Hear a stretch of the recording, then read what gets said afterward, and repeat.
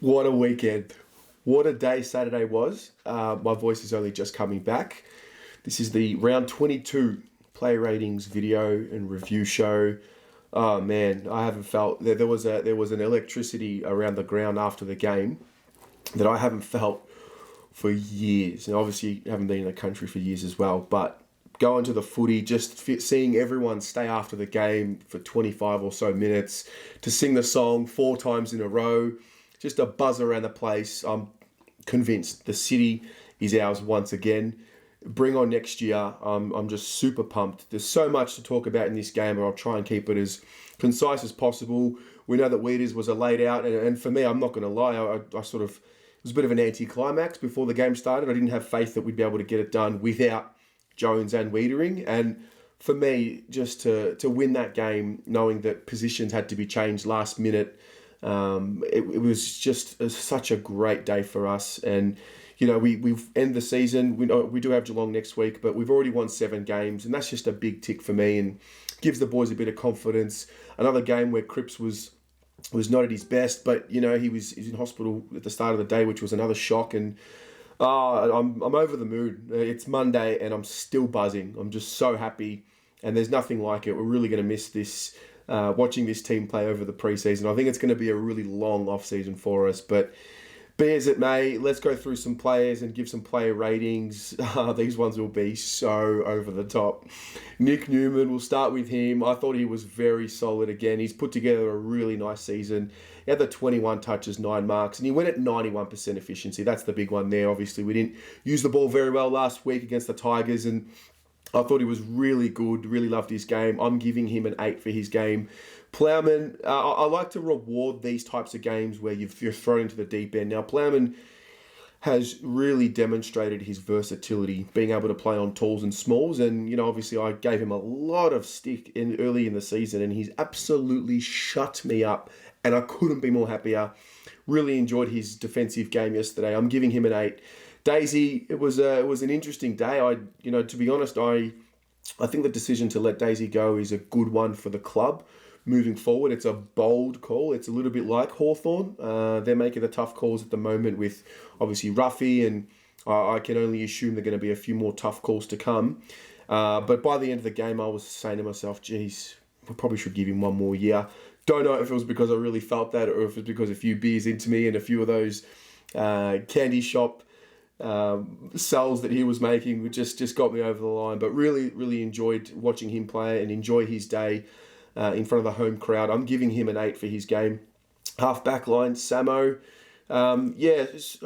Solid game. 17 touches, 82%. Again, another game is similar to Hunter Clark. They've both, and we spoke about them in the preview. Both teams have put them behind the ball. I really like that. There is a lot of room for growth there for Samo, and he's going to be one of those players that will look to get the ball into his hands next year. So really happy with his output. I'll give him an 8. Levi Casboult, it's a 10. A 10 out of 10. I thought he was best on ground. I like to look again at the situation. You know, he's being told that he's playing forward all week. He's probably prepared. He probably understands that there will be times where we might need to swing him back, but to play the game that he did, really stand up, at last minute, change the positions, and just show the growth in his character. I put a poll up this morning for who's our most improved player, and it looks like Levi's going to win that by the length of the Flemington Straight. He was fantastic. He had 8 intercept marks, something ridiculous like that. He had the 21 touches, 20 touches, 10 marks, 6 of them contested. He was just everywhere. 10 1%ers.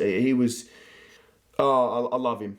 I love him. He's a Carlton person, and I really hope that we keep him on the list and play him as a defender next year, because I just think he's a character you need in a club. Simo, I thought Simo, another one that was solid. I tell you what, those legs have still got a little bit of sauce in them. The way that he ran up the field for that DeLuca goal, that he pinpointed him in the forward 50, that was really cool. 21 touches at 76% efficiency. He had 7 rebound 50s. Loved his game. I'm going to give him an 8 out of 10 as well, and I'm really happy to see him stay on and really enjoy the fruits of what we're building now for next year. In the centre, Mark Murphy, Paddy Cripps and Lockie O'Brien. I thought Murph was fantastic. He's enjoying his footy. He's bringing us that level of class that we don't have, and he's just been phenomenal since Tiki took over. I'm giving him a 9 out of 10 for his game. He had the 27 touches, kicked a beautiful goal, 6 inside 50s, 5 tackles, 5 rebound 50s. He was just everywhere, and he went at 85% efficiency as well. So stoked for Murph, 9 out of 10. Paddy Cripps, we know that he was battling an ear infection in the hospital the day of the game, and to come out and play the role that he did for the team, it shows what a great captain we have there. And I know the boys would have definitely had a bit more of an injection of energy to get the win for him. I'm going to give him a 7 out of 10 for his game. I thought it was solid. And again, he's a player that no matter what's going on, he finds a way to impact and get to that minimum standard. So well done to Cripper. Lockie O'Brien, I thought he was much better, on Saturday than the week before. And that's what you want to see from the young fellas, just improving. And when they do have a down game, to respond. Took 9 marks, 18 touches, all around the ground. He kicks nice and long. I'm looking forward to him getting a pre-season into him, because he enters year 3, gets a bit more running power into him, and I think he's earned himself a good spot in the team. So I'm really happy with Lockie. I'll give him a 7. Half forward line, we've got Zach Fisher, Harry Mackay, and Jack Silvani. Yeah, Zach Fisher's just struggling a little bit with something. He's just not as prolific. Now, I don't know if it's a role change within the team. Obviously we've added Gibbons into the side and we're playing him a little bit more up the ball. Maybe that's impacted Zach Fisher's ability. And, Bolton was definitely playing Fisher more in the middle of the ground. So he's probably just dealing with that. There could be an injury as well. But yeah, he just wasn't at his best. Because he's performed so well in the past, he's just not quite getting to that level again. So I'll give him a 6 out of 10 for his game. And, we've got a big preseason coming up, and he's one that I'll be looking very closely at for improving next year. Harry Mackay, the kid is, he's something else. He's different. He's taken 11 marks. We know that the goal kicking is not great. The set shot routine is a little off.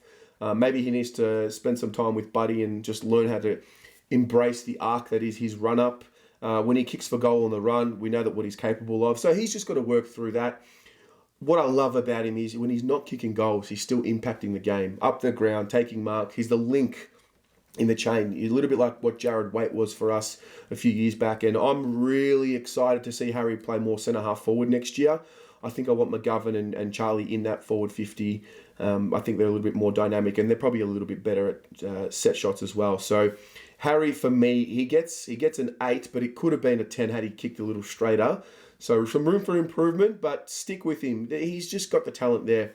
Jack Silvani, tough. He could be one of our most improved players for the season as well. 16 touches, 88% efficiency. He doesn't go to ground. He's added this layer of strength through his hips, and he doesn't go to ground. That's so important, and that's a sign that you're moving up and taking that next step. Another preseason into him, and who knows what we get from Jack next year. He could be a 25 goal kicking forward for us next year. That'd be massive, Combine that with the pressure that he puts on and his ability to go up the ground. So yeah, 8 out of 10 for Jack. I loved his pressure, and I loved his in the clinches. He's got that first touch. Brad Johnson, when I was watching the game back, was making commentary about being that one-touch player, and Jack's definitely one of those. So really stoked with his development and excited for his off-season. Forward line, Darcy Lang. He obviously came in late, and he was a late inclusion. He didn't get a game originally. He had the 8 touches. He had a nice little passage of play where he put those 3 tackles on, and that's what you want from him. Just want a little bit more. He's better. He's shown more in his career than what he did and what he has for us. He has obviously been plagued by ankle injury, so I don't want to get too hard on him, but yeah, just was I'll give him a 4 out of 10. It was just a below par game for me, but wish him all the best. I don't know if he'll be on the list next year, so if it's not to be the case, then good luck to him in his future endeavours, and thank you for whatever you've been able to do for the club so far. Matt Kennedy, he's another one that sort of just found his way to find his impact and took his moments. He had the 11 touches, 73% efficiency, kicked his early goal, and that's really what you've got to do in this caper. You look at DeLuca as well. They're guys that are not getting a lot of the ball, but they've just got to find a way to impact, and I thought Kennedy did that to a degree. I'll give him a 6 out of 10 for his game. and I'm looking forward to him having a pre-season. Mitch McGovern, loved Mitch's game. I thought he was really good in the wet the week before against Richmond, and I was thinking to myself, he's going to have a great game against the Saints. It's going to be a drier day, more room. I love him as a full forward. I think that's his go. I think Harry can play up the ground, and if you want to get Charlie up there as well, go for it. But I think Mitch McGovern is the focal point there. Just seeing him the way he flies for the ball. He's had that 4 or 5 week block in the cage with Andrew Russell. Wait till he has a full pre-season under him. I think this guy's going to explode in 2020, and I'm stoked for him. I'm giving him a 9 out of 10. It's a great game from him, and took his moments, kicked his goals, and provided good pressure around the ground. Led well. Probably didn't need to take Simo's goal away from him, but that's what a hungry full forward does, and that's when you know he's full of confidence, when he's just flying for everything. So very well done to Mitch. The followers, Matty Cruiser, Ed Kerno, and Sam Welsh. Thought Cruiser's fourth quarter was heroic. I thought he sensed the moment. You know, Rowan Marshall is a super player, and I thought Cruiser sensed the moment, lifted when he needed to, and got the job done and brought us home. I'm giving him a 9 out of 10 for his game. You just love him in the team, and you love what he brings. Ed Kerno, the silent assassin, I call him. 25 touches, 18 contested possessions, 6 clearances, 5 inside 50s, 9 tackles. The guy's a warrior for our club. Love him. Absolutely love what he brings. I'm giving him a 9 out of 10 for his game. And young Sam Walsh, solid, very solid game. He had the 18 at 72%. And again, he's probably feeling the pinch of the end of the season. He's finally showing signs of him just being human. And if a human game for him is an 18 possession game, then I'm taking it every day of the week. Well done to Sammy Walsh. Love what he's been able to do this season. I'm giving him a 7 out of 10 for his game. And just stoked to see the season he's been able to put together. Interchange bench, Paddy Dow, Gibbons, Setterfield, and DeLuca. Paddy Dow, well done to Paddy Dow. He did what he needed to do. 19 touches. He did go at 58%, which is a little low, but that's okay. Kicked his goal. Took his moments. What I took out of that game, you know, when I saw him in the side, I'm not going to lie, I thought, okay, what's he going to give us? Is it going to be one of those 8-9 possession games, low in confidence? And it wasn't. Kicked his goal, and that was very important for him. I really want to see him have a great game next week against the Cats. I don't know if we'll be resting players or not, but looking forward to seeing him have his opportunity to just go another level and finish the season strongly. So I'll give him a 7 for his game, but very impressive signs. Gibbons, unfortunately, hurt his shoulder. He did come back on, though, so I don't know the extent of the injury. He had 17 touches at 40%, so a little low on his efficiency, but nevertheless, his effort's always there. I'm giving him a 7 for his game. Setterfield, yeah, look, definitely low on his output. He had the 8 touches, 100% efficiency, but he was obviously playing a lot more of a defensive role. Much different to what Teague's been doing with him over the previous weeks. And I like it because he's able to show versatility, and that's what we need. That's probably the beauty of him being the height that he's at, that he can play a little bit more in defence when needed. I'll give him a 4 out of 10 for his game, but I understand that he was playing a role for the club. So that's that. And Josh DeLuca, I love it. I love his effort. From the first moment he came in, that's what he brought. He brought the effort. He came in for Paddy Dow. He brought the tackling pressure. He plays within his strengths. He doesn't try and bite off more than he can chew. Some people think he should, be kicking more goals and being a little bit more offensive. I think he's just being almost too unselfish. And I think that'll come once he fits in and feels comfortable with the team, where he sits within the club. You can just tell he's doing all the things that the club are asking him to do. And it was just so good to get a reward from effort. There were some forums on Big Footy, people that were bagging him during the week, and that's all you want your player to do. I think even those who were bagging him probably want him to do well and want him to be proven wrong. So I'm glad he was able to do that. It was a big goal in the context of the game, and I'm just glad for him that he kicked it. I met him a few weeks ago at the club and had a quick chat with him, and he's just such a good character. He's moved into a new city. His life's just been turned around. He's just been taken out of Perth, put into Melbourne. He's living with a host family, and it's all new for him. Obviously, everyone speaks English, and it's not a foreign land, but it takes time. It takes time to get yourself sorted. He's not living with his girlfriend or his partner, and he's living with strangers in a sense, and he's got new friends to make. And so I'm happy with his development. Love for him to stay on the list, have a full preseason, find himself a good role next year, and he's probably doing what we thought Darcy Lang was going to do for us when we brought Darcy Lang over.